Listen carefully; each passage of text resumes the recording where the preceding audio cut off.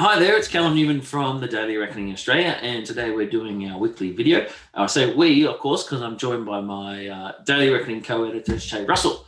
Shae, how you going? I'm doing well, Callum. How are you doing? I'm good. I just got nervous there for a moment. I was like, hey, is it Russell or Smith? I forgot your random name and your own name. I've been married for a long time. It's been a while. All right, so today we said that we were going to talk about battery minerals and the absolute boom that's going on. You just told me earlier that you've been researching lithium specifically, or what could replace lithium, I should say, the batteries.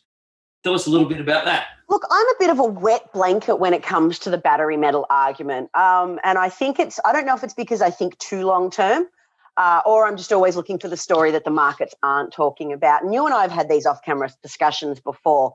And the biggest takeaway when it comes to any conversation around battery metals is the final metallurgy isn't solved yet. Like, we haven't actually reached what will be the be-all and end-all, the ideal battery 20 years from now. So when we talk about things like lithium-ion batteries, that's the greatest we've got for now. And while they're predicted to dominate at least for the next 5 years, possibly for the next 10 years, the lithium story might not have as much longevity as some people in the market seem to think. Absolutely. And not only that, the context of each battery is different. I noticed VW came out this week of talking about having a higher nickel content. I don't know if you saw that. But then there's other proponents of different batteries that sort of shuffle around cobalt and the different levels. And so it's tricky when you're trying to, especially when you're talking about mining, when it's on such a long-term plan. They go, okay, the demand's going to be X in 2025. Well, you can't really be sure of that because of this fluctuating situation with the batteries. However, for the moment, the market is definitely chasing lithium stories in particular, I'd say, right now. Absolutely. So I look at lithium right now as very much an on-trend story, and I can't think of a better way to put it, but it's the one investors are all chasing. So I do think investors who are looking to ride the coattails of lithium, could enjoy the next 12 to 18 months. Of course, many of the stocks that are in the lithium sector are incredibly risky, so invest at your own peril. That one's for you, George. But I think when it comes to investing in any commodities, it's trying to place your investment interests up against the long-term story and all the long-term promises that you make. One of the long-term things, one of the sentiments driving the lithium story right now is that there's an oversupply of lithium right now for battery makers, but it'll run out by 2022, and then there'll be, not enough metal to go around to meet demand. So I think that's going to see a lot of investors move into the metal in the short term. But again, there's so many developments happening with batteries that there's no guarantee that lithium will even be needed by 2025, 2027 sort of thing. I think off camera I mentioned to you that on my internet travels, there's been experiments in South Korea where they're experimenting with sodium-ion batteries which forego lithium altogether. Now, obviously, it's early stages, but it just goes to show that even these experiments have been successful. These can come along and disrupt what was seen as a very strong story. Well, that's always the tricky dynamic with commodities, isn't it? Because obviously the demand, you want the demand to drive the price up, but the higher the price goes, the bigger the cost is for whatever the end user happens to be. And they go, well, this is getting too expensive. That's what happened with cobalt a couple of years ago. Yeah. It's gone bananas. Use less cobalt. So it happens with palladium and platinum as well, because they're interchangeable in catalyst converters, not in all products, but in catalyst converters in cars. One product got too high and they swapped it for the other one. Yeah, absolutely. So I think in terms of lithium, the stocks have had such a big run since about, I'd say, September, October last year. I'm a little bit wary of the lithium names themselves. I'm, personally speaking, super interested in copper. I know that's not... now you're talking my language. I love the copper story. Copper story. Talking of electric cars here, not so much specifically the batteries, but there's a lot of copper in per electric car. And you can also sort of, if that forecast for whatever reason didn't work out, it's also, very useful in lots of other areas. And classic commodity story, not much investment over the last 10 years or so. Lots of demand seemingly coming. The other thing too with the copper... Got to be on your list.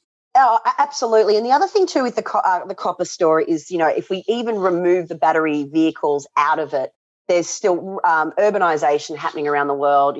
Not all of China is as developed as we think it is. There's still something like 600 million people living in extreme poverty there. And then there's, the electrification of Africa, for example.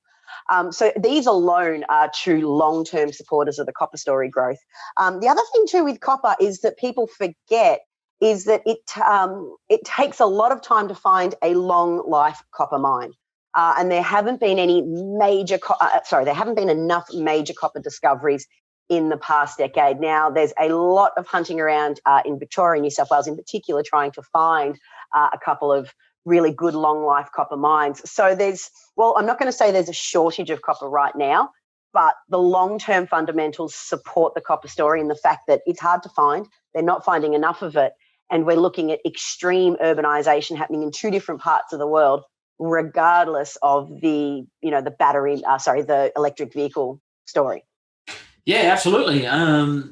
Is it in terms of you covering the copper market, how much interest do you think there is in copper names? Like from the broader... Not enough. And you know why? Because it's not sexy. It's just not sexy to talk about copper. Nobody wakes up and goes, you know what, I want to buy a copper stock today. It's boring. The price does nothing for a long period of time. But also, too, the actual copper price is sensitive to market cycles. So, that's why they call it Dr. Copper. When Dr. Copper's rising, we're seeing a growing economy. When Dr. Copper's the price of copper's falling, we're seeing a falling economy. So I haven't seen, while the price has risen in the last few months in copper, I haven't seen a lot of investors jumping at the opportunity to get into it. But I would strongly encourage anybody who does have the appetite for risky copper stocks to look at it, because there is a long-term growth story there. The other thing too is major copper miners around the world have a habit of just buying up smaller juniors to ensure that they've got a copper supply. Copper supply, absolutely. not copper supply. All stocks carry risk, of course, but there are producing copper stocks on the ASX. I know Samphire is one. And Oz Minerals, even if you're not interested in investing in them, you can follow them to see what they're saying about the copper market, because they're, at the, I was going to say coal face, I'd say the copper face of the market. So definitely it's a big thematic to follow. And we're spoiled for choice here with the ASX because there's so many mining stories. So it's exciting. Yeah, it certainly is. And I think what we're trying to point out here by diverging into copper when we said we'd talk about lithium is that both you and I feel that the lithium story has had a really good run, but the battery metal story isn't just one metal. There's plenty of ways to play it, and it's about looking at the long-term fundamentals that support that story rather than just the short-term enthusiasm. Absolutely. There's cobalt. Manganese is another metal that doesn't get heard about a lot, but definitely worth following. And again, all these... don't forget nickel. Nickel sulfide's very important. Yes, nickel. Again, there's just not no investment, but very little relative to what could be a monster wave of demand. So it's if it goes right, wow, you could get really big moves. Yeah, look, I think it's incredibly exciting what's happening out there, although I'm kind of talking my own book. And this is where, we're fortunate in Australia. You just need to look at the areas where there's been recent exploration activity. Places in like Western Australia are seeing a lot of investors move into nickel. But the other tidbit before we wrap up for today is, while we're talking about the people who dig the holes out of the ground, I think another potential area for opportunity is looking at companies that are starting to invest in processing these metals and minerals. Now, for a long time, Australia's been quite weak in this area. We offshored it. We have let China sort of take over that processing element for us because we didn't want to do it here. Now, obviously, we're living in a bit of a different world and geopolitical tensions are increasing. So there's been more talk about, bringing back processing, or what they call the downstream processing of minerals, to Australia. So if investors don't want to consider commodity stocks themselves, it would be wise to look at companies who are investing in plant and equipment in Australia to process these minerals here. I think that's an overlooked opportunity for investors. All right. Well, thank you for chatting with me today, Shae, and we're going to do it again next week. What are we going to talk about next week? I don't know. What have you got a burning hole? What have you been following with because a lot of your companies are about trading news announcements. So what have you been following over there? We all know I'm doing rocks and gold. Well, actually, in the commodity space, I'm getting very interested in iron ore, actually. Everybody's got this idea that it's going to go down. But I'm like, well, if it doesn't, you're going to make a lot of money because the iron ore miners are making lots of money right now. You know what? I would love let's to talk about iron ore. Yeah, absolutely. Because as I said before, I called that very, very wrong last year.